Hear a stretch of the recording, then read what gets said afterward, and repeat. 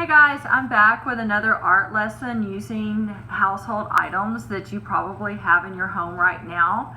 As we're all kind of locked in our houses and not a lot to do and we can't run out to the store and get the things we need, these are some common things that most people have. Today we're going to be doing watercoloring with food dye. So I have liquid food coloring and I have some tiny little cups that I put my food coloring into. And if you don't have little cups like this, you may use something like an old ice tray, anything that has like a little small compartment. A pill box works very well for this as well. Okay, so what I've done is I've taken the four colors that you have and I've added 2 drops of the food dye and 1 teaspoon of water. So I've taken and I've kind of just stirred it up, kind of shaking it up a little bit. You can use a paintbrush to mix it up. You could use a Q-tip to mix it up if you'd like, or even a straw if you have a straw. So I've already diluted my 4 colors out. If you're thinking, well, I don't have any food coloring, so what can I do?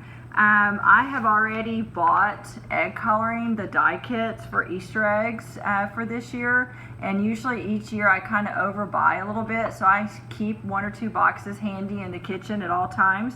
So the dye that comes out of the food coloring that's in the boxes here, that can also be used to do watercolor. So some of the boxes will have these little tablets that you thin out with vinegar and water. You can thin them out according to the recipe, but I will say that the more water you put in them, the lighter the color is going to be. If you'll hold back on some of the water and just add it slowly and decide how intense you want your color to be, just add a little bit, mix it up, kind of test it, and get it to the intense value that you would like it to be, and just stop with the water. Okay? The newer kits, they actually include a liquid dye, very similar to the liquid food coloring, and you can use that as well. Again, same theory. You put different amounts of water. A lot of water makes it lighter, a little bit of water makes it darker. This has quite a bit in it, so you could actually make you several batches. You could have a lighter green and a darker green, a lighter blue, darker blue if you would like to. And also what's really nice about all of this stuff is that once you're done painting, if you haven't mixed it all up, you can actually save it and it can be used several times. So you don't have to actually throw it away when you get finished painting. So that's really nice to do, especially while we're kind of in closed spaces for a while, these next few weeks. Okay, I do have actual watercolor paper. This example that I'm going to do today would work on regular drawing paper as well. You don't have to have watercolor paper, but if you do, it's going to work better just because it's made to be absorbent and to hold the moisture and everything in. Okay? All right, so the next thing that you're wondering is, what if I don't have an actual paintbrush? Or maybe I have more kids than I have paintbrushes. So one of the things that you can use for a paintbrush are just your regular Q-tips. Once you take that Q-tip and you stick it into the dye and you let it actually absorb and kind of soak up like this, you can re-dip and re-dip and you can actually paint with it. So you can take it, you can paint, kids can take it and they can paint shapes just like they would with a regular paintbrush, okay? And they can fill in.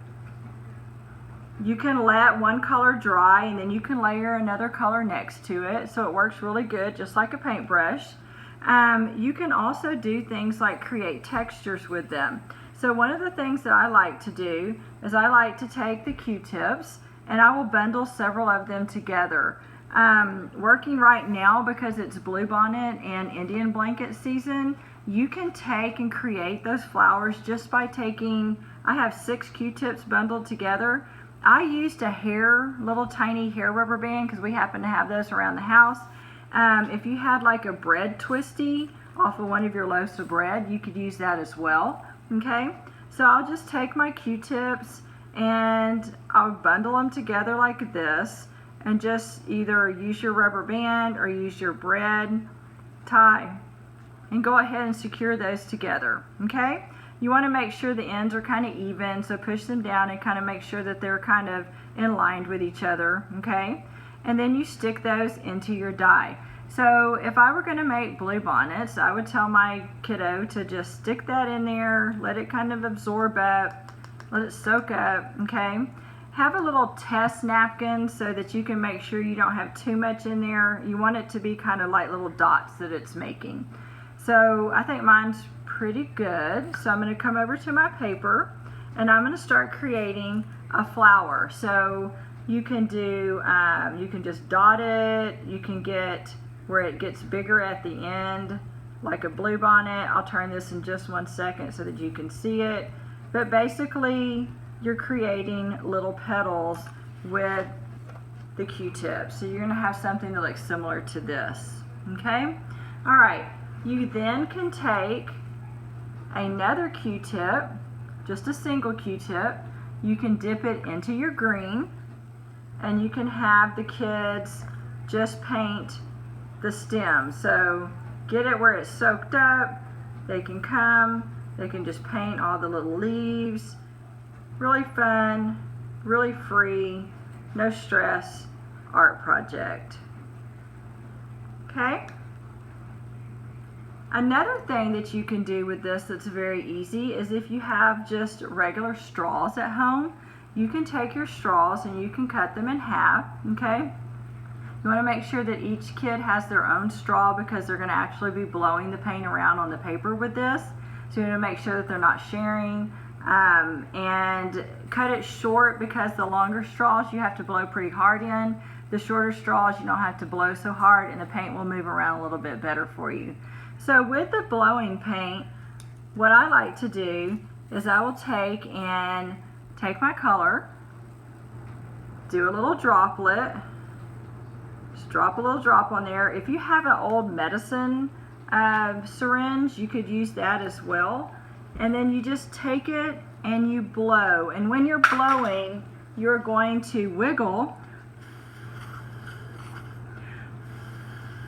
and make the paint go everywhere. The kids love this because it kind of looks like little spider legs. And this is another good one that is a good color theory because you can take that paint and you can layer your different colors on there. So you'd wash your brush, squeeze out the excess water, drop another drop, and blow.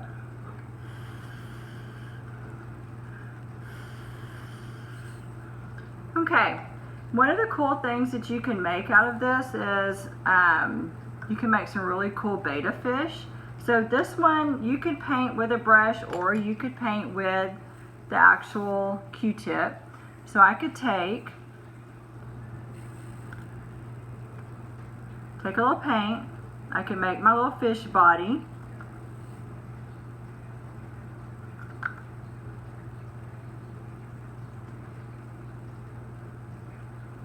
Okay, and then I could drop my drop of paint over here that's supposed to be the tail, and then I could blow out and create a betta tail. Kids really like this one, especially if you layer your colors. So my next color, I'm going to wash my brush.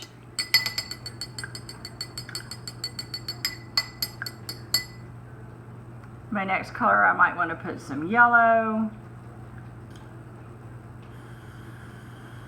Have them blow, and they just keep adding to until they've created their little fish.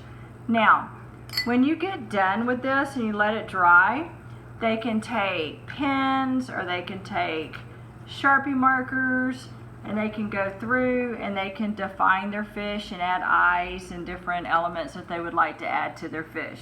So here's another fun art activity you can do while we're all stuck in the house and trying to be creative with common household items. Have fun!